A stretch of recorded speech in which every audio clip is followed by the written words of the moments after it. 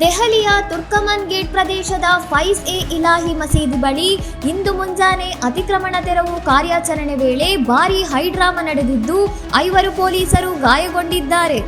Delhi high court ಆದೇಶದಂತೆ ಅಕ್ರಮ ಕಟ್ಟಡಗಳನ್ನು ತೆರವುಗೊಳಿಸಲು 17 ಬುಲ್ಡೋಸರ್ಗಳೊಂದಿಗೆ ಅಧಿಕಾರಿಗಳು ಬಂದಾಗ ಸ್ಥಳೀಯ ಪೊಲೀಸರು ವಿರೋಧ ವ್ಯಕ್ತಪಡಿಸಿ ಪೊಲೀಸರ ಮೇಲೆ ಕಲ್ಲು ತೂರಾಟ ನಡೆಸಿದ್ದಾರೆ.